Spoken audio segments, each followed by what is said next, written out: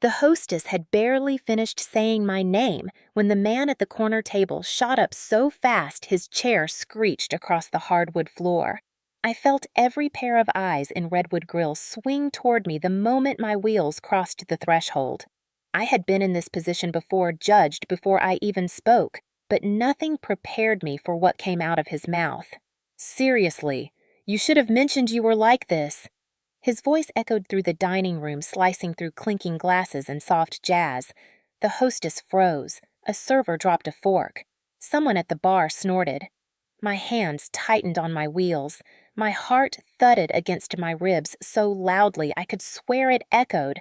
I tried to keep my face calm, but the heat crawling up my neck betrayed me. I said quietly, "I am here for a conversation. Nothing more." He rolled his eyes dramatically. I did not agree to babysit a disability. The room erupted into that awful half-gasped sound people make when they pretend to be shocked, but secretly enjoy the drama. A woman at the next table whispered, "Poor girl."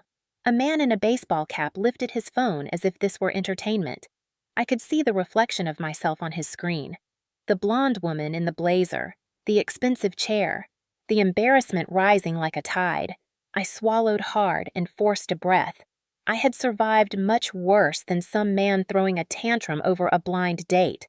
I reached for my bag, intending to turn away with what dignity I had left, but the rug beneath my front wheels caught the edge of a loose thread. My chair jerked forward. I lurched. For a terrifying second, I felt gravity tilt and my stomach plummet as if I were about to hit the floor. A few people gasped. One laughed. One actually clapped. I caught myself at the last-second fingers scraping the wheel rim.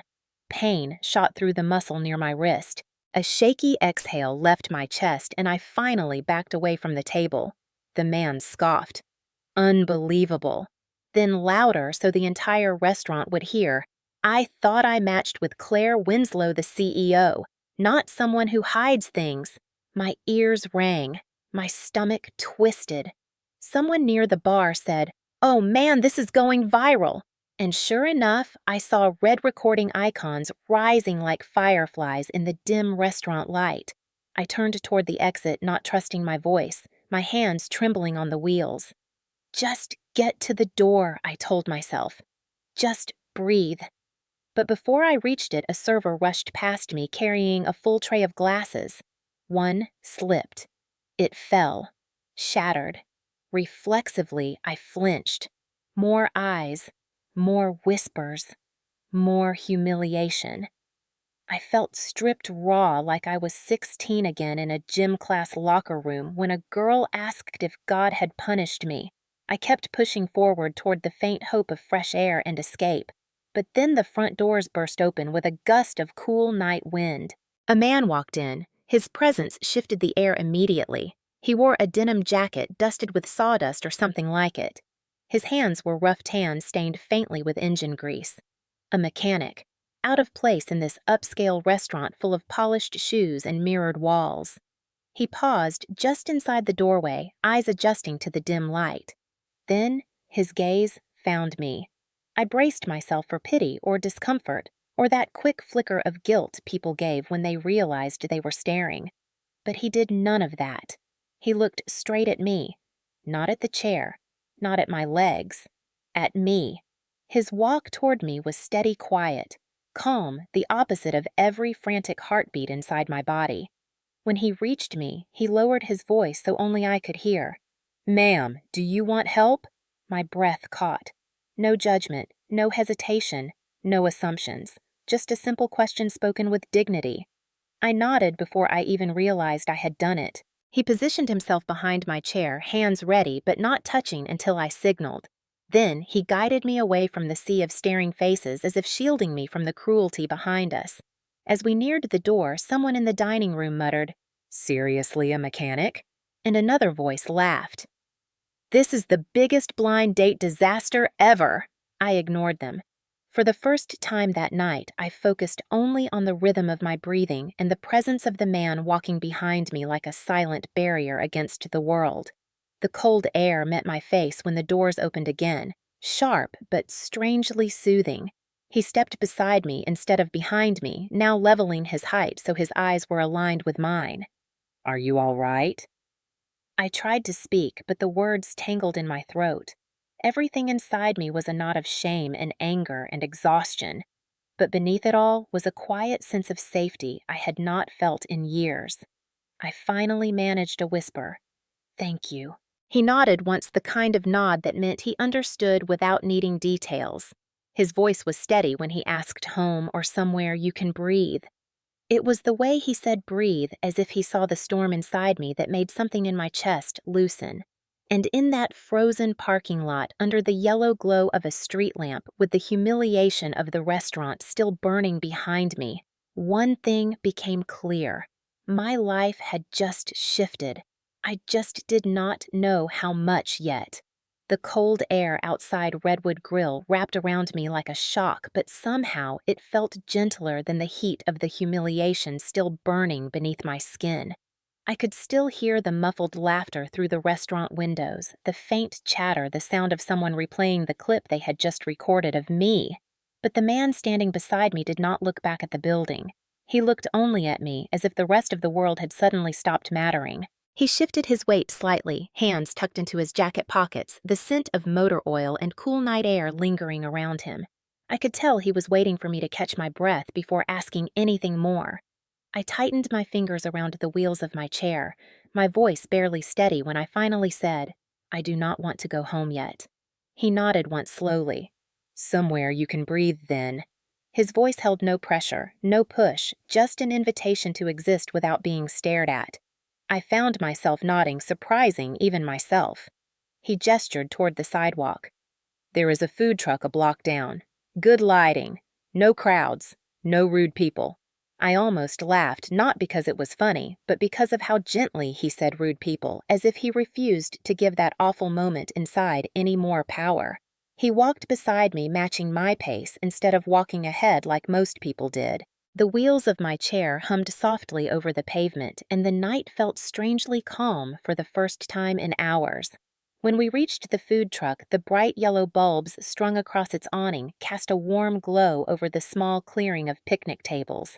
A couple sat eating tacos, quietly paying no mind to us. For once, I did not feel like a spectacle. The mechanic stepped slightly in front of me. "Do you like grilled cheese?" he asked, not assuming, just offering.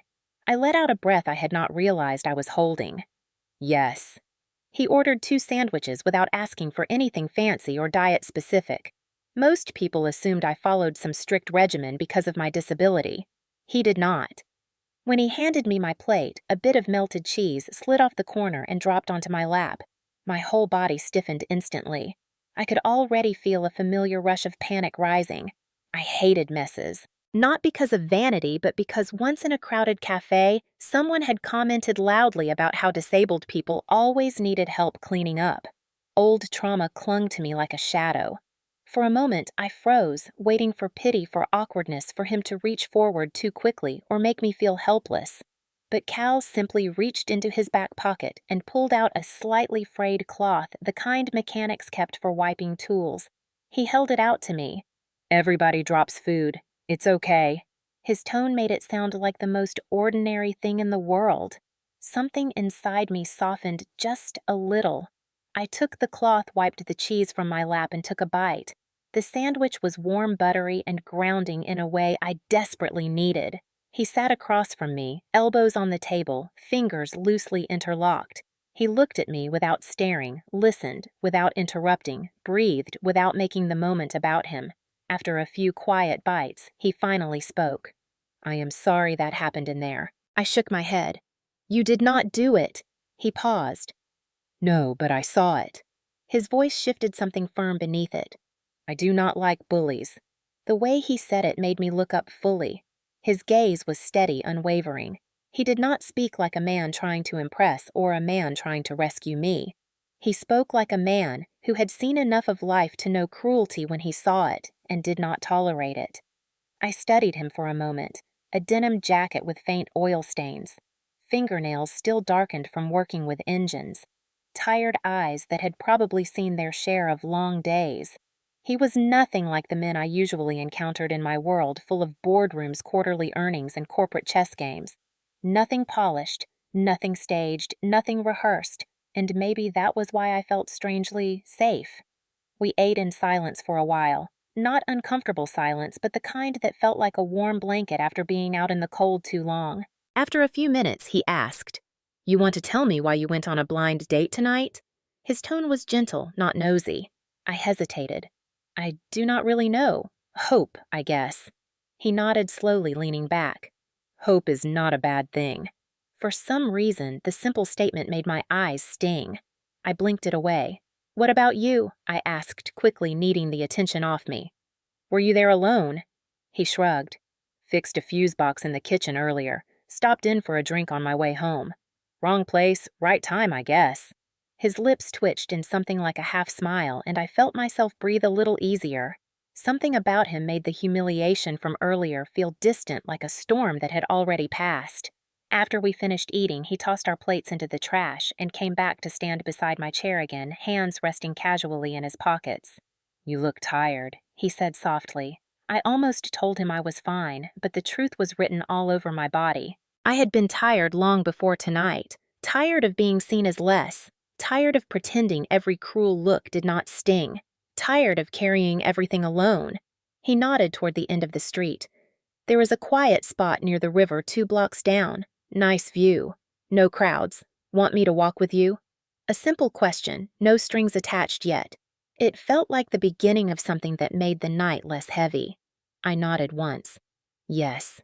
He gave me that calm, steady look again, then stepped beside me as we headed toward the river, matching his steps to the sound of my wheels. And for the first time in a long time, the world felt a little less cruel. The riverfront was quiet except for the soft hum of distant traffic and the whisper of water brushing against the stone edge. The night felt cooler here, calmer, washed clean of the noise and humiliation that clung to me back at Redwood Grill. Cal walked beside me without rushing, without glancing down at my chair, without adjusting his pace out of obligation. It was like he instinctively knew how to move alongside me instead of above me. We stopped beneath an old street lamp. Its glow was warm, uneven, and flickered every so often, like it was trying its best to stay alive. Cal leaned against the railing, one boot crossed over the other, hands tucked into his jacket pockets. "You all right?" he asked, not the kind of question that demanded a performance. Just a gentle check-in. I let out a long breath. "I am getting there." He nodded. "Good." Silence settled between us again, but the kind that let me breathe, not the kind that made me feel like I owed something. After a moment, he said, "People can be cruel. You did not deserve that." His voice stayed steady, not heated, not pitying, just certain. I stared out at the river. It is not the first time something like that has happened. I immediately regretted admitting it, but Cal just tilted his head a little, waiting. I didn't want to explain. I didn't want to tell some tragic backstory. And the strange thing is, he didn't make me. He didn't ask why, or when, or how long. He simply said, "Anyone who talks like that shows who they are, not who you are." The words were simple, but my chest tightened as if he had pressed directly on a bruise I never acknowledged. "Why did you step in back there?" I asked. It had been sitting in my mind since the moment he stood in front of that table like a shield. Cal shrugged the corner of his mouth, lifting. "I do not like bullies." That was it. No grand speech, no hero act, no expectation. I studied him. Most men I met wanted something from me. Status, access, business connections, or they wanted to feel like saviors because of my disability, treating me as if helping me made them noble. But Cal stood here with the attitude of someone who did not need anything I had. That alone felt unreal. "So what do you do?" I asked, changing the subject organically. He smiled faintly. "I work at Becker's Auto Garage. My family has owned it for years." I stared at his jacket and boots again. Suddenly, everything made sense. The oil stains the calloused hands, the steady patience in his movements. "You are a mechanic." He nodded. "Pretty much grew up breathing engine fumes." I laughed softly. "And you walked into a fancy restaurant tonight." He shrugged. "Had to fix a fuse box in the back room. They told me to grab a drink when I was done." Then I heard shouting.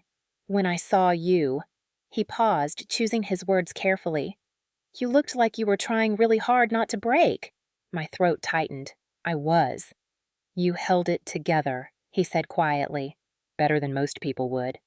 It was strange. I had been praised for business victories, negotiations, leadership strategies, but no one had ever acknowledged the strength it took just to roll into a room that judged me before I spoke. What about you? I asked. Do you always jump into strangers' disasters? His eyebrows pulled together in a slow shake of the head. Not usually, but you did tonight. He looked down at the ground for a moment, rubbing the back of his neck. Something in me just said, do something. It felt wrong not to. He glanced at me again, not shy, just thoughtful. You should not have to face that alone. The simplicity of it made my eyes sting again. He had not stepped in because of my title. He had not stepped in because he wanted a thank you. He had stepped in because he saw someone hurting and chose not to add to it. Do you want anything from me? I asked suddenly before I could take the words back. He blinked, confused. Want anything? People usually do. Money, access, a favor, a chance to say they stood up for the CEO of Winslow Tech. He looked genuinely startled. You are a CEO. I froze. He didn't know. Not even a clue. You did not recognize me in the restaurant. He shook his head. Should I have? I stared at him, partly stunned, partly relieved. Most people spotted me instantly. Articles, panels, social media. My face had been plastered on business magazines, but Cal just raised his brows. Look, I fix engines. I do not really keep up with CEOs unless they drive trucks that need work. A laugh burst out of me so sudden and unpolished it shocked both of us. He grinned, proud of himself for getting even that reaction. That is new, I admitted. What is new? Someone not knowing who I am. He shrugged again. Well, right now you are the woman who had a terrible date and needed some air. Not a headline, not a company, just you. The words settled over me softly like a blanket I did not expect to want. We stayed there by the river, talking about everything and nothing. He told me about his mom's heart condition, the medical bills, the long nights that kept him working overtime. He talked about how he studied mechanical engineering for a year before dropping out because life demanded other things. But he spoke without bitterness, without shame, just honesty. And I found myself telling him small truths I rarely said aloud. How I hated elevators because they made me feel like everyone was staring. How I missed the feeling of running, even though it had been years. How I sometimes skipped events not from fear, but exhaustion. He did not flinch or pity me. He listened like someone who did not see me as broken at all. The silence that followed was heavy but peaceful, not the uncomfortable kind that begs to be filled, the kind that makes you want to stay. Eventually, the wind picked up and I shivered. Cal straightened immediately. Let me walk you to your car. I hesitated but nodded. As he walked beside me again, hands in pockets, steps steady and unhurried, I felt something unfamiliar building in my chest. Safety, not the performance of it, the real thing. And for the first time in a long time, I wondered if I had met someone who wanted nothing from me except to see me breathe a little easier. The next morning, I woke up with the same heaviness lodged in my chest, the kind that made my breaths feel shallow and reluctant. I replayed the night at Redwood Grill over and over, each detail hitting like a quiet bruise. The man's voice mocking me, the laughter the camera lens catching my humiliation like entertainment. And then Cal, his steady presence, his refusal to look away, his calm voice in a world that had been roaring in my ears. But morning light is cruel. It strips away warmth and replaces it with reality. So instead of feeling comforted, I felt raw again, exposed, angry at myself for being shaken, angry at the restaurant for letting it happen, and angry at the world for acting like scenes like that were normal. By noon, I found myself wheeling back into Redwood Grill. I didn't plan it. My hands just kept pushing the wheels until the familiar red awning loomed above me. Inside, the same tables stood in the same places, but now I felt eyes shift toward me with recognition. A server whispered to another. Someone lifted a phone subtly. My stomach twisted. A manager approached wearing a forced smile that didn't reach his eyes. "Miss Winslow," he said in that polite tone restaurants use when they hope you won't cause a scene. "I want the video taken down," I said immediately. "The live stream from last night. 2 teenagers posted it. It went semi-viral. I need you to ask them to delete it." His smile flattened. "We don't have control over customer content," he said. "And to be honest, it's actually bringing the restaurant a lot of attention." My jaw clenched. "Attention? It's humiliation." He didn't budge. "Actually, it's engagement. People are talking about Redwood Grill. Even negative publicity can be valuable." My hands curled around my wheel rims so hard my palms burned. I wanted to scream, to argue, to tell him what it felt like to have strangers replay your worst moment like it was comedy. But I knew exactly how this would end. They wouldn't take it down. They didn't care that I was a CEO. They didn't care that I was a woman in a wheelchair. They didn't care at all. I backed up, but right as I tried to turn, the same thick corner of carpet caught my left wheel. My stomach dropped. Not again. I jerked forward, trying to fix it before I tipped, but my wheel locked. My balance shifted. My chair began to tilt. A few customers gasped. A man stifled a laugh. And in that split second, I felt the exact same panic as last night, the humiliation crawling up my throat. Then someone's hands caught the handles of my chair. Steady, controlled, certain. I froze. My heart leapt. Only one person moved like that around me. I turned my head slowly, and there he was. Cal. This time he wasn't in a denim jacket. He wore a dark gray hoodie, sleeves pushed up, smell of engine grease faint in the air. His eyes met mine like he had been expecting to find me here. "You okay?" he asked, voice low enough that no one else could hear. I swallowed. "Yes, the carpet again." He nodded as if he understood far more than the words I managed to say. Then he looked at the customers still staring. His expression didn't change. He didn't glare. He didn't confront. He just stared back long enough that every single one of them looked away. Only then did he guide my chair backward, lifting the wheel slightly until it rolled free. My breath came out shaky. Cal stepped in front of me. "Thought you might be here," he said. I blinked. "You did?" He nodded. "Most people try to pretend nothing happened after something like last night. But you're not most people." I let out a tight laugh. "I'm not sure that's a compliment." "It is," he said simply. I didn't know whether to smile or cry. He took a paper cup from his jacket pocket and held it out. "I brought you tea." My throat tightened. "For me?" He shrugged. "You looked like you needed it." I took it, hands trembling. The cup was warm. Cal stood there quietly, waiting, without pushing, without prying. Something in his calm steadiness made the tightness in my chest ease just an inch. "You didn't have to come," I whispered. "I know. Then why did you—" He paused. His eyes softened.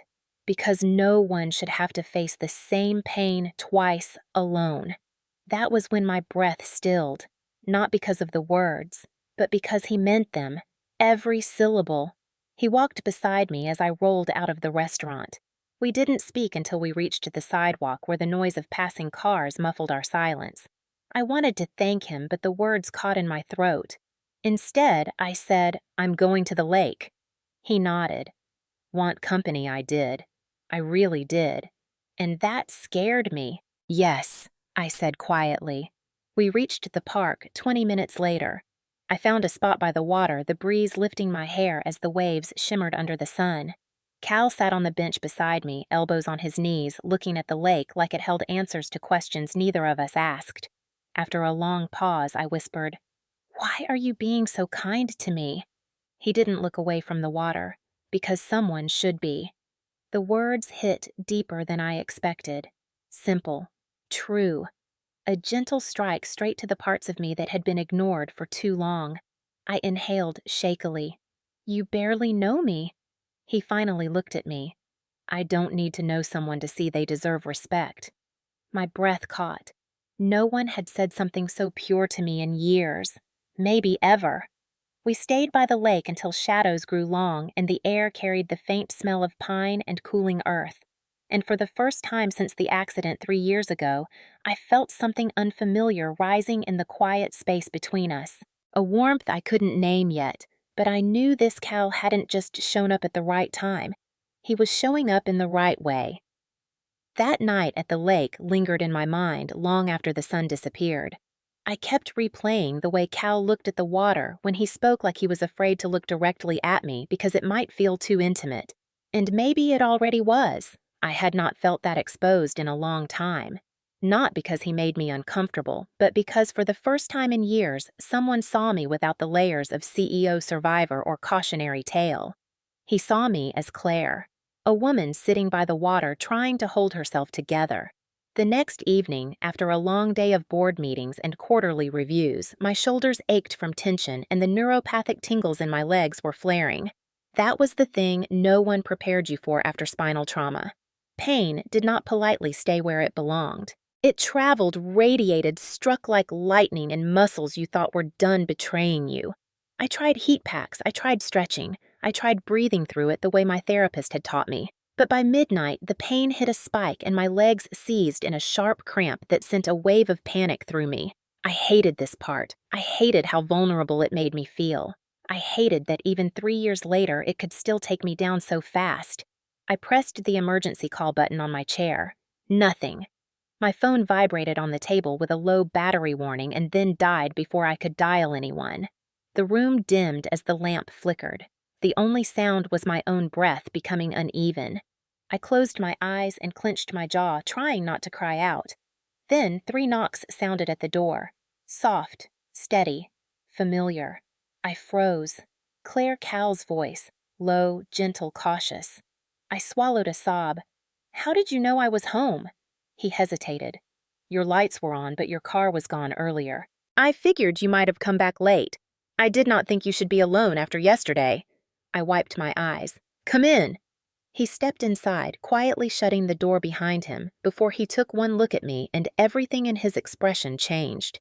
His eyes sharpened, his posture straightened, and every bit of gentle calm he usually wore shifted into focus. "What's wrong?" "Leg cramps," I whispered. "Bad ones." He knelt beside my chair instantly, hands steady as he evaluated the tension in my thighs and calves. "Can I help loosen it?" he asked softly. I nodded, breath hitching. He wrapped one hand around my knee to stabilize it and pressed the heel of his other hand into the tight muscle in slow circles. He moved carefully, attentively, never rushing or fumbling. The pain was sharp but familiar. My breath stuttered as he worked through the worst of it. He looked up once. His eyes met mine. "You do not have to hide pain from me, Claire." I blinked, hard tears slipping down before I could stop them. I hated crying in front of anyone. I hated how exposed it made me feel. But Cal did not flinch. He kept massaging until the tightness slowly released and the spasms eased. When I could breathe normally again, he sat back on his heels and rubbed his palms on his jeans. "You get these often." "Sometimes," I whispered. "They come out of nowhere." He nodded like he understood too well. "My mom used to get chest cramps when her heart condition flared. You cannot always predict when the body goes to war with itself." Something about the way he said it made my chest tighten. That quiet sorrow in his voice. That unresolved ache. "Cal," I said softly. He shook his head like he was trying to steady himself. "I do not like seeing you hurt." His voice cracked at the end. My breath caught. I had never heard that roughness from him before. He wasn't just concerned. He was scared. He stood up and moved behind my chair, hands finding the handles. "Can I take you somewhere?" "Fresh air might help you breathe through the rest." I gave a small nod. "Yes, please." He wheeled me outside into the cool night, the streetlights casting long shadows on the pavement. We ended up at the small overlook above the river, a quiet place most people forgot existed. The water below reflected the city lights trembling with the breeze. Cal parked my chair beside the railing and sat on the ground next to me, knees drawn up, arms draped casually over them. The silence between us was warm, not awkward. After a long moment, he said, "I used to have dreams." I looked down at him. "What kind college?" "Engineering. A shop of my own. Maybe a small house." maybe a future that did not feel like patching holes in a sinking boat. His voice was calm, but the words carried the weight of a man who had spent too long trying to stay afloat. "So, why did you stop?" I asked gently. He picked at a loose thread on his sleeve. "My dad left when I was 10. My mom tried to hold everything together. She worked until her heart literally could not keep up, so I dropped out, worked wherever I could, paid the bills, took care of her." He paused, jaw tightening. "When she died, I kept working, kept fixing things. Cars, engines, everything except myself." My chest tightened. "Cal," he shook his head. "I am not saying it for pity. Just, I know what it feels like when life chooses for you." His eyes lifted to meet mine, and I know what it feels like to think you have to carry everything alone. The words hit a place in me I did not know was still tender. Because he was right. That was exactly what it felt like, carrying a world that didn't care if you broke beneath it. I exhaled shakily. 3 years ago, I was walking across a street after a board gala, I said quietly. A delivery truck turned too fast, and everything went black. He listened without interrupting, his eyes never leaving mine. I woke up in a hospital bed with a doctor telling me that I would never walk again. My voice cracked. And everyone treated me like a fragile object, a project, a burden. But you never made me feel like that. Not once. His jaw clenched, and I saw something shift in him, something deeper and unspoken. "Claire," he murmured, "I am not afraid of your pain." Something in my chest broke open. Completely. The river shimmered below us, the air cool against my skin, and in that quiet stretch of night I realized something terrifying and beautiful. Our broken places were shaped differently, but they fit together, like two fractures forming one whole. And for the first time since my accident, I did not feel shattered. I felt seen, and that was far more dangerous than pain ever was. I did not notice it at first. Maybe because I was still trying to understand what Cal meant to me, or what I meant to him. Maybe because life had conditioned me to expect nothing. Soft, nothing unexpected, nothing generous that did not demand something in return. But little signs started appearing in my life. Small acts that looked like coincidences until they didn't. The first snowfall of December arrived early, and when I opened my front door for the morning air, I saw a perfect narrow path cleared from my steps all the way to the street. Clean, straight, measured exactly for the width of my wheelchair. The rest of the sidewalk was untouched. I stared at it confused. The snowplows hadn't come yet. My neighbors definitely hadn't done it. They rarely even brought their trash bins in on time. I remember feeling a strange warmth spreading through my chest, but I brushed it off. A one-time thing, a lucky morning. 2 days later, I received flowers, tulips, white ones my favorite. But the card simply said, "For the woman who keeps going," from someone who sees you. No name, no hint. I asked the delivery clerk, but he just shrugged and said the order was placed online. My assistant at work assumed it was from a secret admirer. I assumed it was a mistake, but deep down in the quiet corner of my mind where truth often hides, Cal's face flickered. Then the third thing happened. My front door frame had been slightly damaged for months. The wood had splintered from a shipping cart someone shoved too hard during a delivery. Every time I rolled through the entrance, the bottom corner of my chair snagged on the uneven edge. It was not a big issue, just enough to remind me of one more thing that used to be effortless, but now required adjustment and patience. One morning when I came home from a long board negotiation, the door frame was repaired. Perfectly sanded, repainted, leveled. My key slid in smoothly. My chair rolled over the threshold like butter. No note, no explanation. But I knew. I knew from the craftsmanship. I knew from the way the paint was matched slightly imperfectly, just a shade warmer than the original off-white. I knew because it was care disguised as practicality and practicality disguised as care. I knew it was Cal. And yet he did not mention any of it. Not a word, not even a hint. Like helping me was as natural as breathing. It terrified me. It disarmed me. It made me want something I wasn't sure I was allowed to have anymore. One evening after work, I decided to visit his garage unannounced. when I rolled in the scent of motor oil steel and something vaguely citrus filled the room. A radio hummed old rock songs in the background. Cal stood over an engine block, sleeves rolled up, forearms streaked with grease and muscle. He looked up mid-turn, surprised. "Claire." "You okay?" he asked, wiping his hands on a cloth. I nodded. "I just wanted to stop by." He hesitated, studying me as if trying to sense the real reason behind my visit. Then he gestured toward the side of the shop. "Want to see something?" I followed him to a corner where a wooden ramp stood leaning against the wall. A ramp, made for the exact height of his garage step. I stared at it. "Did you make this?" He cleared his throat softly, suddenly shy in a way I had never seen. "Yeah, figured the step was annoying for your chair." I ran my hand along the edge. The wood was smooth, the nails were perfectly spaced, every measurement was precise. "You built it, so I could visit." He shrugged awkwardly. "So you could come in easier." My heart thudded in my chest loud enough that it felt visible. "Cal, this is... I don't even know what to say." "You do not have to say anything," he replied quietly. Then softer, with a kind of truth that hit deeper than he probably realized. "I just want your world to be less heavy." My throat tightened so suddenly that speaking felt impossible. No one had ever said something like that to me. People helped me out of obligation, social expectation, or pity. But this was different. This was a man paying attention, remembering what strained me, studying the weight I carried without asking me to explain it, and then lifting pieces of it without needing to be thanked. I looked at him, really looked at him, and his eyes were lowered like he thought he might have overstepped.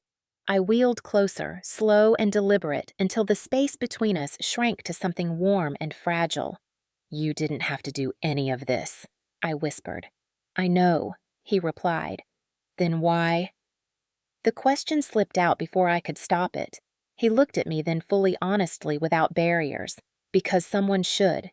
Because you deserve soft things too." My breath caught, and for a moment the entire shop seemed to still. The flickering overhead light, the buzzing radio, the hum of the cooling engine. All of it faded into a muted world where only the two of us existed. Cal turned abruptly, as if afraid he had crossed a line, reaching for a wrench on the workbench to distract himself. I did not let him escape. I touched his wrist gently. He froze. "Thank you," I said softly. Not out of gratitude, out of something deeper. Something growing. Something that scared me more than pain ever had. He nodded once, swallowing. "Any time, Claire." On the way home that night, I realized something with frightening clarity. Cal was giving me pieces of kindness he did not even give himself. And that was how I knew he was starting to matter to me in a way I could not undo. A way that would change everything if I let it. The night it happened began like every other demanding night in my life as a CEO. A keynote address, hundreds of eyes, cameras rolling, investors watching every breath I took as though my body itself were a company asset they had purchased. I had done 1,000 events like this before, but that evening something felt off the moment I arrived backstage. A subtle dizziness pulsed behind my eyes. My fingers tingled. My legs ached with a deep electric burn that neuropathy loved to send like punishment for existing. I told myself I could push through it. I always did. I always had. I rolled out onto the stage with my signature collected expression, the one people said made me look unshakable. Lights hit my face in a warm blaze. The applause faded. And when I began speaking, I saw admiration in the audience. Respect. Sometimes awe. But no one ever saw what it cost me. 10 minutes in the spinning began. A slow tilt of the world. A strange heat climbing up my spine. My breath stuttered shallow and quick. I gripped the armrest of my chair. My vision pulsed. Not now. Not here. Not in front of everyone. My heartbeat pounded in my ears like thunder. The slide behind me blurred. My throat tightened and I tried to swallow, but it felt like trying to breathe through a straw. The moderator stepped forward, concern flashing across her face. "Claire, are you?" And then everything went black. I woke to bright hospital lights and the faint beeping of a monitor. My mouth tasted like metal. My head felt hollow, my chest heavy. I blinked slowly, disoriented, until shapes formed. A nurse, a monitor, a glass of water on the table. And then, Cal. He was in the chair beside my bed, elbows on his knees, head in his hands. His hair was messy, his jacket wrinkled, and there were dark circles under his eyes like he hadn't slept in days. I had never seen him look so shaken. Cal. My voice cracked barely a whisper. His head snapped up so fast the chair wobbled beneath him. Claire! Relief poured out of him so raw it tightened my throat. He stood so quickly he nearly tripped, then steadied himself and leaned over the bed. You scared me. You scared the hell out of me. His hands hovered over mine, not quite touching, as if he was afraid I might break. Or disappear. What happened? I asked. He exhaled shakily. Dehydration. Nerve pain overload. You passed out on stage. They called an ambulance. I got here as soon as I heard. You heard? He hesitated. I was watching your keynote online. I like hearing you speak. My chest tightened. I realized he must have witnessed everything. The dizziness, the collapse, the world tilting around me until my body gave out. How long have you been here? I whispered. He rubbed the back of his neck, eyes darting away like he didn't want to admit it. Since they brought you in. They wouldn't let me back at first. He swallowed hard, so I waited. I did not leave until they agreed. There was something in his voice, something trembling, something he would never show the rest of the world. You thought I might die. The words came out softer than I intended. His breath caught. I have lost people before, Claire. I cannot. His voice cracked mid-sentence. I cannot lose you too. The weight of his fear broke something open inside me. I had been alone through every medical scare since my accident. Alone through the therapy, the pain spikes, the emergency room visits. Alone through the nights when my body betrayed me so aggressively I feared sleep because waking up hurt worse. But Cal, he stayed, even when he was not allowed, even when he was terrified, even when he had nothing to gain. I reached out, hand trembling, and brushed the edge of his sleeve. Cal, you shouldn't have to take care of me like this. He finally looked me in the eyes, anger flickering in the sadness. That is not what this is. I am not taking care of you because you are weak. I am here because you matter to me. The words hit so deep I forgot how to breathe for a moment. The nurse returned briefly, checking my vitals, adjusting my IV, giving us quiet glances that suggested she understood more than she let on. When she left, silence settled over us again, warm and heavy. Cal sat back down, but he did not lean forward this time. He rested one hand gently on the side of my bed, close enough that our hands almost touched. You push yourself too hard, he said quietly. You try to do everything alone. You think asking for help makes you a burden. But it doesn't. Not to me. My eyes stung. I turned my head away, blinking fast. He wasn't wrong. I was terrified of being too much, too demanding, too broken, too heavy for someone's life. My father had told me more than once that I came with maintenance, that men wouldn't stay, that independence was my only shield. And yet here was this man standing in a hospital room he had no obligation to enter, looking at me like I was not a burden, but a person worth fighting to remain near. I took a slow breath. Maybe I do push too hard. Maybe you should not. His voice was softer now, almost pleading. You do not have to be strong every minute of every day. His fingers brushed mine without warning light, but intentional. It was not a romantic touch. It was a grounding one. A touch meant to steady. A touch meant to stay. My voice broke. I do not know how to lean on people anymore. Then let me teach you.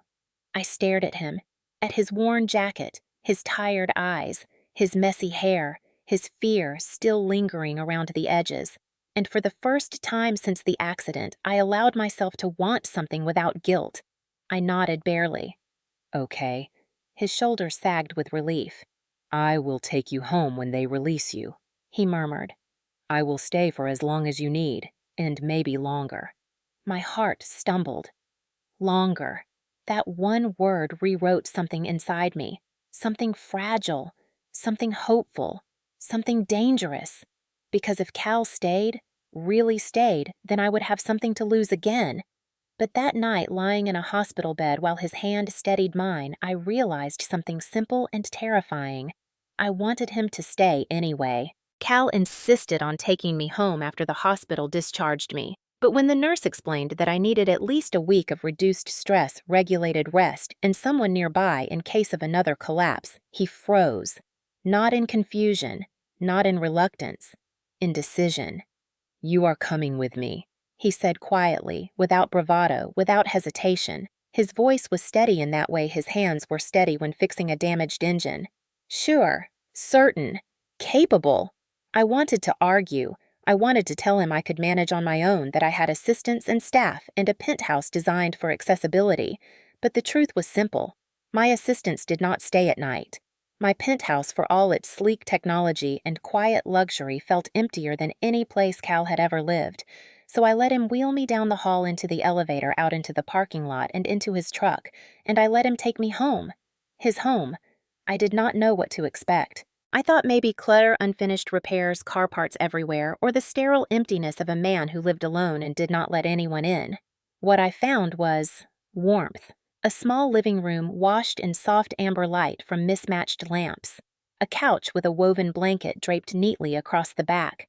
Photos of his mother and his niece on a narrow shelf. A stack of books, mostly technical manuals, alongside one old paperback with a cracked spine. The scent of coffee and sawdust lingered in the air. The place was not tidy in a staged way. It was tidy in a lived-in, cared-for way. A place with a pulse. He carried my bag inside and set it gently by the sofa before helping me roll across the threshold. The ramp he built earlier in the week fit perfectly. He motioned to the couch. "Do you want to lie down for a bit?" I shook my head. "The chair is fine." He nodded, not questioning, not hovering. Just accepting. Cal disappeared into the kitchen, and I heard the sound of a kettle filling the quiet click of a stove ignition. A few minutes later, he returned with a cup of warm peppermint tea, setting it on a small table he dragged closer to me. I wrapped my hands around the mug, letting the steam warm my face. "Thank you," I murmured. He pulled a wooden chair across from me and sat elbows resting on his knees. "You do not have to thank me, Claire." The words hung between us in the soft air, and I felt a swell of emotion unexpected and heavy. He watched me carefully, as if studying the way I breathed, the way I held myself. "Are you hurting?" he asked. "A little." He nodded, and I could see the helplessness flicker in his eyes. Pain made him uncomfortable, not because it bothered him, but because he could not fix it. He was a man who solved things with his hands, who tightened bolts and replaced parts and rewired what was broken. But I was a different kind of broken, a different kind of repair. "You should rest," he said quietly. "I will sit here for a while." "I should sleep," I admitted, "but I am not tired." He leaned back slightly. "That is okay. We can just sit." And we did. The silence in his house was not silence at all. It was gentle, almost warm. The refrigerator hummed softly. The wind rustled outside. Somewhere in the distance, a dog barked once, then quieted. But inside that small room, everything felt amplified. The way he looked at me without staring. The way he stayed close without crowding. The way he breathed a little deeper every time my face tightened, like he could somehow absorb the tension from me. Hours passed like that. Then slowly, something shifted. I noticed him avoid my eyes when I looked at him too long. I noticed the way he hesitated before adjusting the blanket around me, as if afraid the touch would mean something or reveal something. I noticed the way his hand brushed the back of the couch instead of brushing my arm, even though I could feel he wanted to. "Cal," I said quietly. He looked up quickly, eyes wide, as if I had caught him doing something forbidden. "Yes, you seem different." He swallowed. "I do not want to make you uncomfortable." "You haven't," I said, but he shook his head. "I could, and that scares me." My breath caught. "Scares you how?" He leaned back in his chair, running a hand through his hair. His fingers trembled just slightly. "I am trying not to cross any lines. You are here because you need rest. You are here because of what happened. You trust me." He exhaled. "I do not want to risk that trust by—" He trailed off, but the unspoken word sat between us, bright and impossible to ignore. Feeling something. I finished softly. His eyes lifted to mine, struck open and vulnerable. Yes. The air thickened around us. I felt my chest tighten, heat spreading beneath my skin. Because I felt it too. Every moment with him in that house felt like standing at the edge of something beautiful and terrifying. A small shift could send us tumbling into a place neither of us could climb out of unchanged. I rolled a little closer, the wheels soft against the rug. He watched me like I was moving in slow motion. "Cal," I whispered, "you could never make me uncomfortable." He closed his eyes briefly like the words physically hit him. "Claire." He stood abruptly, pacing a short line across the living room, rubbing the back of his neck. "I care about you more than I should." The confession came out rough, almost shaken. "I feel things I have not felt in years, and I do not know what to do with it." My pulse pounded. "Then look at me and tell me what you feel." He turned slowly, eyes landing on me with a force that made my breath falter. Want, protection, fear, all tangled together. He dragged in a breath. "I feel everything when I look at you." My heart almost cracked open. "Then come closer," I whispered. He shook his head helplessly. "I cannot. Not unless you ask me to." Every part of me wanted to. Every part of me screamed too. But the fear inside me, the fear of becoming someone's burden again, of being loved as an obligation, tangled with longing. I inhaled slowly. "I will, but not tonight." His shoulders lowered as if he had been carrying a weight he did not know how to put down. "Okay." We sat in silence again, but it was different now. Charged, fragile, full. In that small house with quiet walls and loud emotions, we were two people trying not to break each other, and failing in the most beautiful way. For days after I returned home, Cal kept checking in on me the way someone checks on something fragile, not because they doubt its strength, but because they care too much about what happens if it breaks. Short texts, quick visits, quiet moments that hovered between friendship and the kind of affection neither of us dared name. But the night it all broke open started like something gentle. He had come by after his shift, smelling faintly of engine oil and winter air hair still damp from a quick shower at the garage. I was sitting in my living room wrapped in a blanket, a book open but unread in my lap. He stepped inside with that soft knock he always used, the one that said he'd leave if I so much as breathed the wrong way. "Hey," he murmured. "Hey," I answered. He dropped his jacket on the armchair, kicked off his boots, and sat cross-legged on the rug near my chair. Something in his posture was off. He wasn't relaxed like usual. His shoulders were tense, his eyes not meeting mine. "Long day?" I asked. He nodded, but the answer was too quick, too simple. He was hiding something. I'd learned the shape of his silences. This one felt heavy, like a weight he'd been carrying alone. I closed the book. "Cal, what is it?" He swallowed hard, eyes trained on his hands. "I have been thinking about something."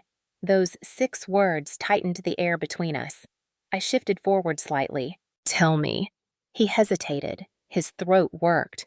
Then he finally looked at me, and the fear in his eyes nearly knocked the breath from my chest. "Claire, I don't know how to say this without hurting you." My heart stilled. "Are you leaving?" His eyes widened. "No, God, no. I need to ask you something." He crawled closer until he was right in front of me, knees nearly touching the footplates of my chair. His voice lowered raw and trembling. "Why do you trust me?" The question hit like a slap. What I whispered. "Why me? Why put any part of your heart in my hands? I'm no one. I am a mechanic with a small paycheck and a broken past. You're you. You're brilliant, powerful, everything I'm not. When you look at me like I matter, it feels like I'm stealing something that isn't mine." I stared at him stunned. "Cal!" He held up a hand, his expression desperate. "Let me finish. Because the truth is, I feel more for you than I should. I feel too much. More than someone like me has any right to feel. And that terrifies me." My pulse hammered. I could hear it in my ears. And then, before I could stop myself, before fear could drag me back behind my walls, I said the words I had been holding inside since the night he carried me from the stage in the hospital. "Cal, I think I'm in love with you." Silence. Thick, absolute silence. His entire body went still, his breath hitched, his eyes widened like I had set something on fire between us. Claire, no. The word cut like a blade. No, I whispered, the air disappearing from my lungs. He backed away from me, not far, but enough that the space felt like a chasm. His voice was strained, breaking. Claire, you deserve someone who isn't this. Someone who isn't worn down. Someone who can match your world. Someone who isn't broken. I felt the words slice through me with surgical precision. People had said many awful things to me since the accident, but this hurt most because it came wrapped in love and fear, not cruelty. Cal, I said carefully, you're not broken. I am too, he whispered, more than you know. I rolled closer, reaching out a hand, but he flinched, not away from my touch, but from what it meant. No, Claire, please, don't. It would be easier if you hated me. My voice cracked. Why are you doing this? Because I cannot give you the life you deserve. Because if I let myself love you openly, I will want more than I should, and you will wake up one day and realize I'm the thing holding you back. My chest tightened, the pain sharp and breath stealing. That is not true. He looked away, jaw clenched. It is. And the worst part is, I want you anyway. I want you so much it scares me. Then stop running from it. I begged, my voice trembling. Stop running from me. He shook his head violently. I can't. Claire, you don't understand. Loving you would ruin you. I felt something inside me tear. Not loudly, not dramatically, quietly like a seam that had been holding too much for too long. Cal, I whispered, every word, shaking, you're not protecting me. You're hurting me. His face twisted in agony.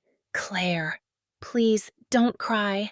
But I already was, because it didn't feel like rejection. It felt like watching a man drown while convincing himself he was keeping me afloat.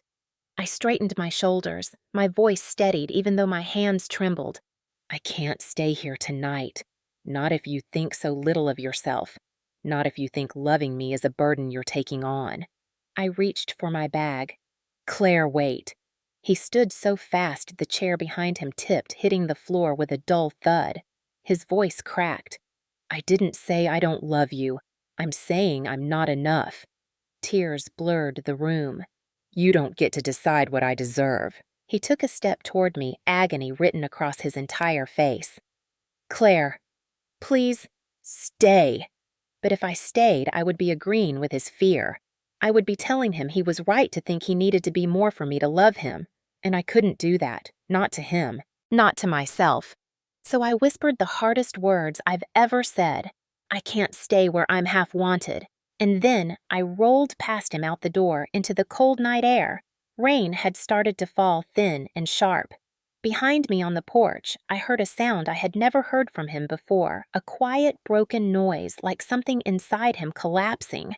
I didn't turn around, because if I did, I would never be able to leave. The first morning without Cal felt wrong in ways I could not name. My penthouse was silent, but not the peaceful kind. It was the hollow kind, the kind of silence that reminded you what used to fill it. I tried to return to my life as if nothing had happened. I threw myself into work with the same discipline that had built my company, attended meetings, signed deals, smiled at board members who complimented my resilience like it was a personality trait instead of emotional scar tissue. But something was missing, something small, yet enormous. The quiet nod Cal gave me before I started a stressful call. The way he steadied my chair without asking when the ground was uneven.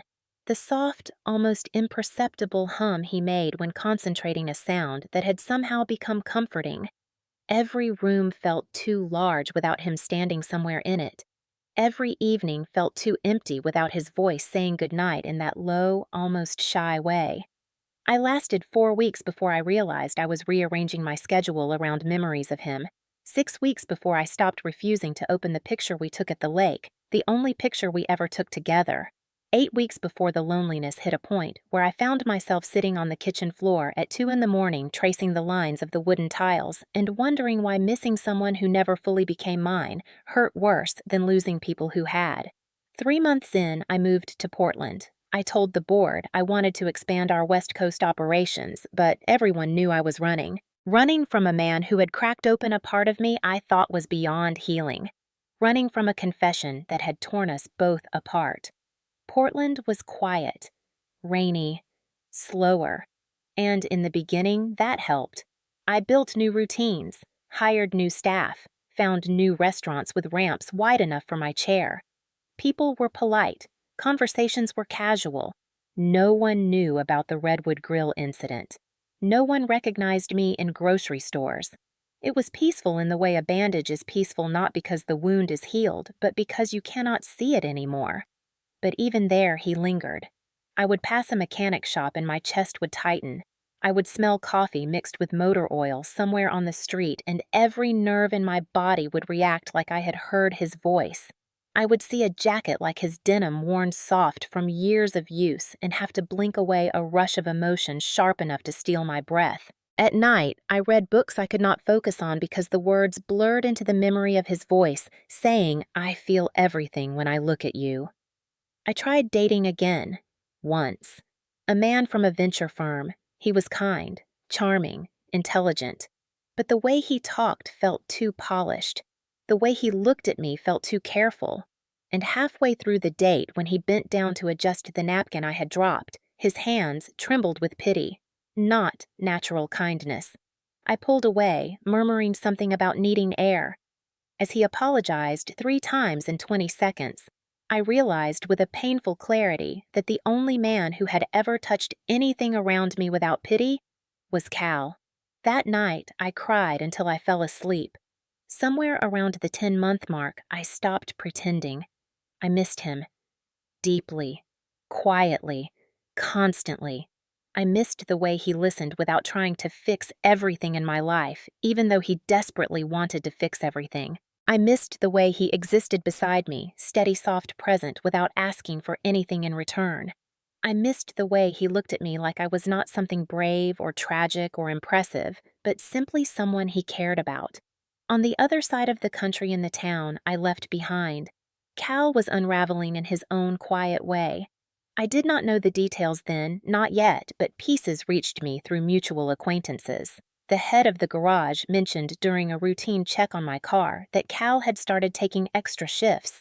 Another mechanic posted a picture from the shop's charity event, and in the background I saw Cal standing alone near a workbench, shoulders tense, smile small and temporary. One day, a mutual friend forwarded a photo from the town harvest festival. People were laughing, dancing, eating cotton candy. In the corner of the frame, Cal sat on a bench alone, staring at the ground with a haunted kind of stillness I recognized instantly. Missing me had carved something out of him, too. One night, month 11, I received a message request on Instagram from someone I did not know. It was a blurry picture. The garage, the lights dim. Cal sitting on the floor against a tool cabinet, head tipped back, eyes closed, looking exhausted in a way that went beyond physical tiredness. The caption said, "He talks about you sometimes. Not by name, just her." I stared at that picture until my vision blurred, until my chest ached, until I felt like I was being hollowed out from the inside. I typed dozens of responses, deleted all of them, because what would I say I left because he believed he wasn't worthy?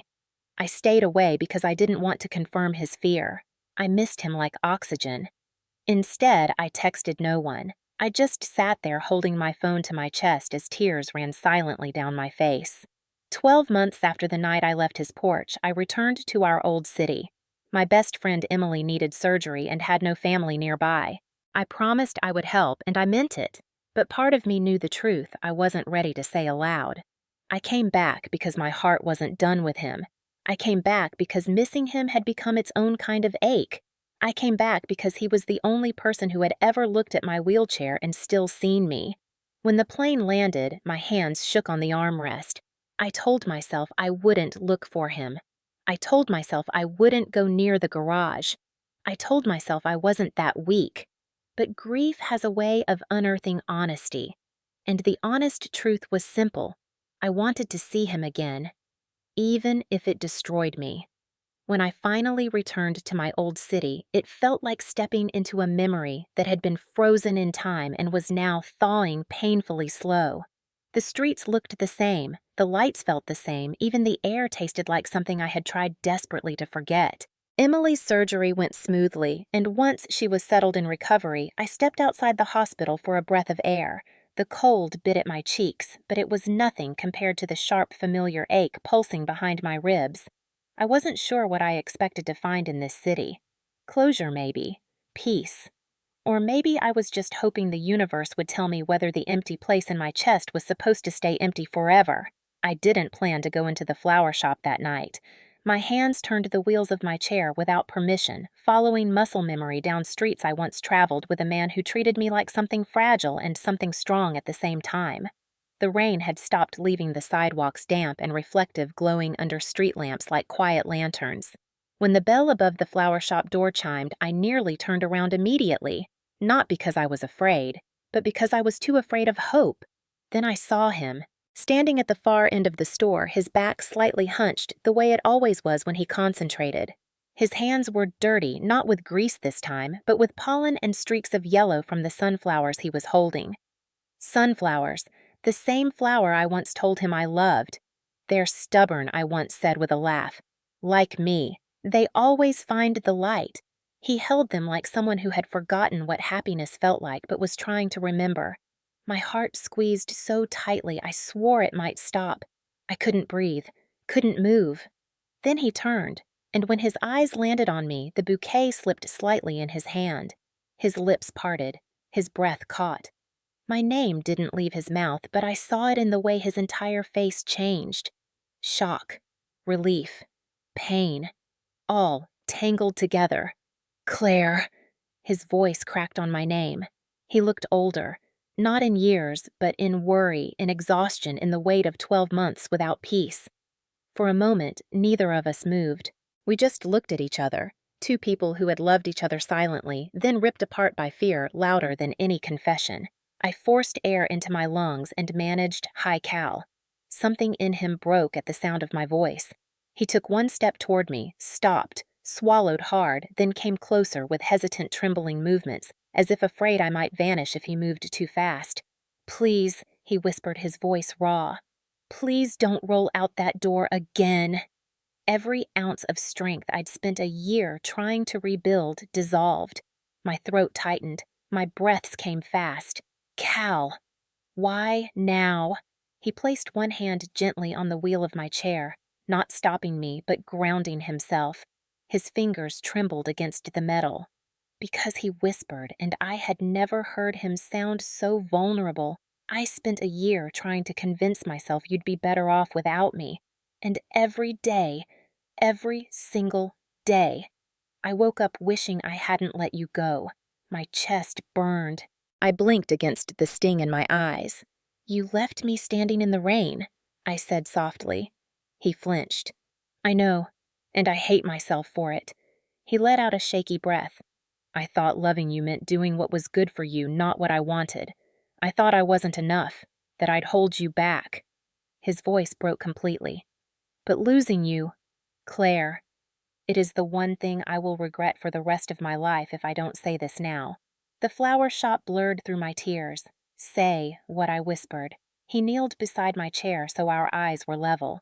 His hand hovered near mine, but didn't touch like he wanted to, but was afraid of breaking some delicate part of me he had once held with care. I love you. The words were soft, honest, unsteady, like they were being spoken for the first time in his life. My heart stopped. Then it slammed against my ribs. His chest rose and fell hard. I love you, Claire Winslow, not because you're strong or brave or brilliant, not because you fought your way back to build a life after everything was taken from you. I love you because when I'm with you, I'm not afraid of who I am. You make me want to be better. You make me feel like the world isn't as heavy as it is. I broke completely. Tears streamed down my face before I could wipe them away. He reached up slowly and brushed one tear from my cheek with a touch so gentle it made my breath catch. Please, he whispered. If there's even the smallest part of you that still wants me, tell me. I'll spend every day earning whatever chance you give me." My voice shook. I never stopped wanting you. His head bowed a shudder, leaving his chest as if relief itself had weight. I leaned forward, pressing my forehead to his. His hand finally closed around mine, and for the first time in a year, the space between us felt right again, felt whole, felt like home. We stayed that way for a long moment, the world soft around us, the smell of roses and eucalyptus wrapping around the air. Two people finally choosing each other without fear. When he stood, his hand never left mine. "Come with me," he said softly, the same words he used the night we met. But this time, his voice held no command. Only hope, only love, only truth. I nodded, unable to stop smiling through my tears. "Wherever you are," I whispered, "I'm already coming with you." He exhaled a shaking breath and pulled me close. And in a small flower shop on a quiet street, Cal Becker finally stopped running, and I finally felt found. The weeks after we found each other again felt like stepping into a world that had always existed beneath my feet, waiting for me to finally stop running and stand still long enough to feel it. Cal and I did not rush anything. We did not try to pretend that a year of silence had not left its scars or that the night he confessed erased the ache I carried for months. Instead, we chose something simple. We chose honesty. We chose presence. And slowly, piece by piece, we built something new out of the broken places we had both tried so hard to hide. The day he asked me to visit his garage again, I felt a knot in my stomach. Not fear, not dread. Something like tenderness wrapped in vulnerability. The place had been the starting point of everything: our friendship, our connection, our fracture. When I rolled through the open door, the scent of engine oil and steel hit me like a memory I had once tried to bury. Cal had cleaned the space more than usual, but he hadn't tried to make it something it wasn't. His workbench was still cluttered with wrenches and bolts. His jacket still hung near the back door. And there, in the center of the room, was a small table draped in a simple white cloth with a mason jar full of fresh daisies. My breath caught. "I remember you said they were stubborn," he murmured from behind me. "Like you." I turned my chair toward him, blinking away the warmth rising behind my eyes.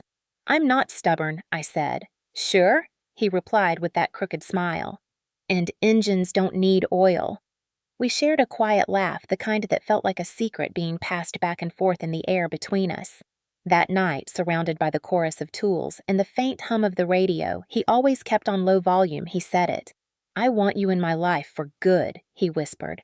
"Not because I think you need me, but because I can't imagine the world without you in it."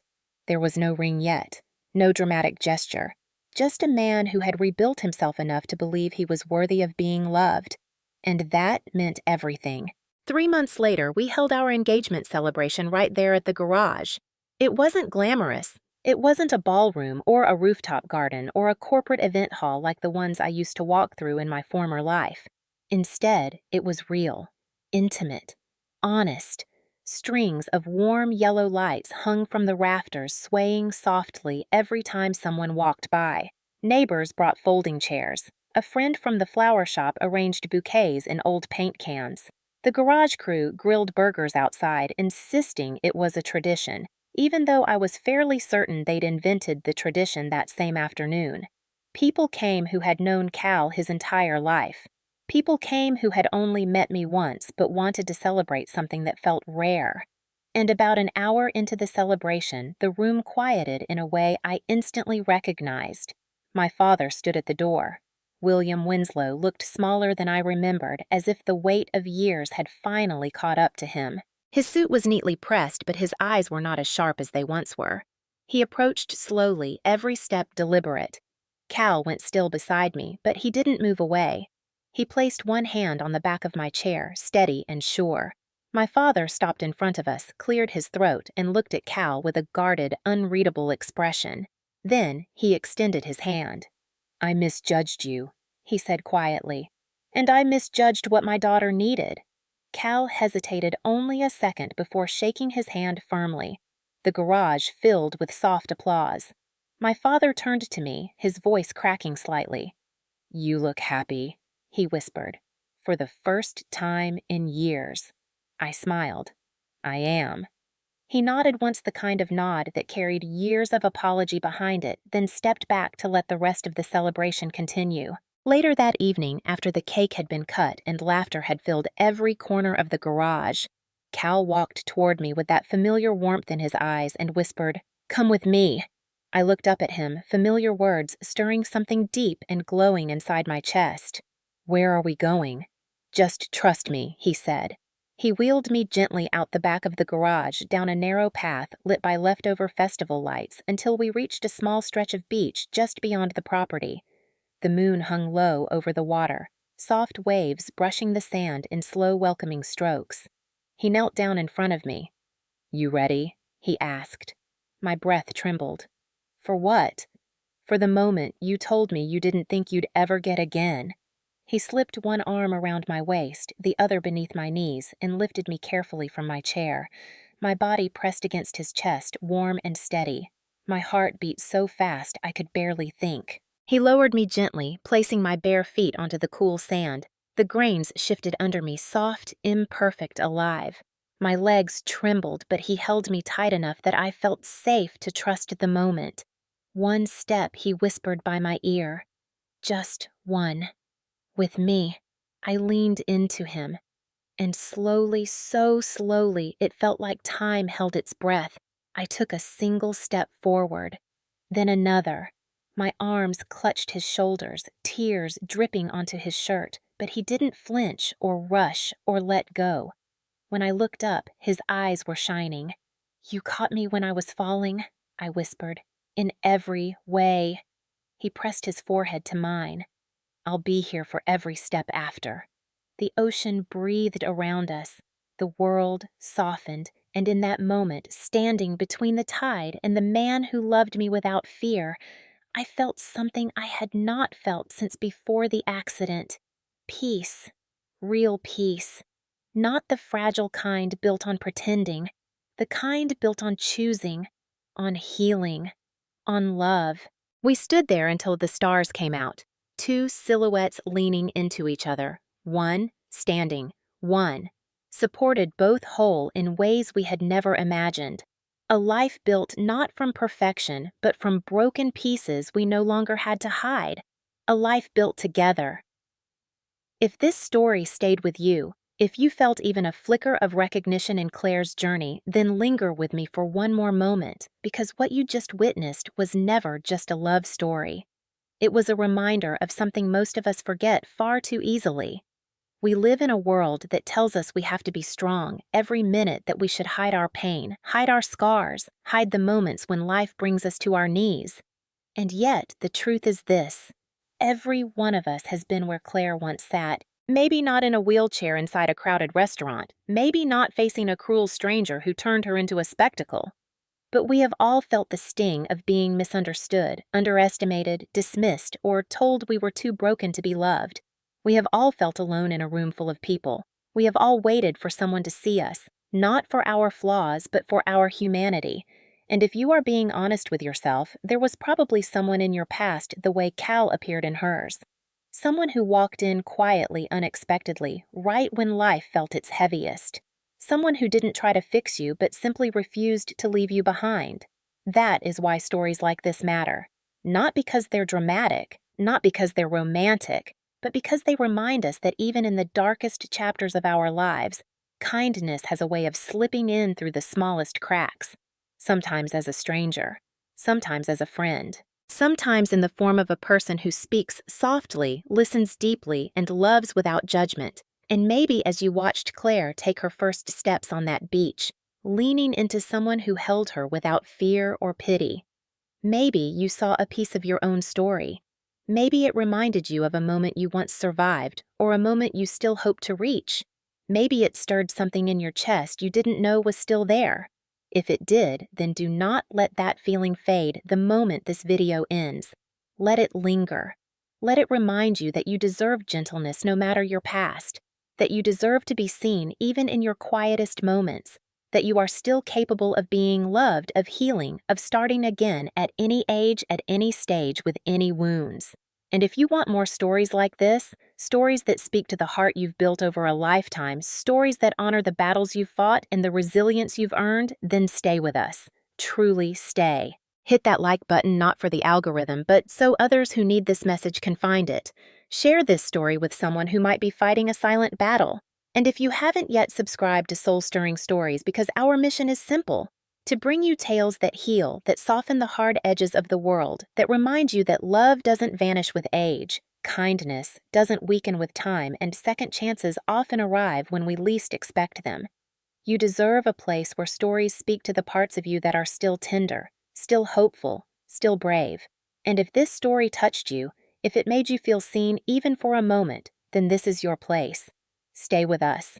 Let these stories remind you that no matter how broken life has been, you are never beyond the reach of something beautiful. Until next time, stay gentle with yourself, stay open to the small miracles, and remember this: even on the days you feel alone, someone out there is rooting for your healing just like Cal rooted for Claire. And so are we.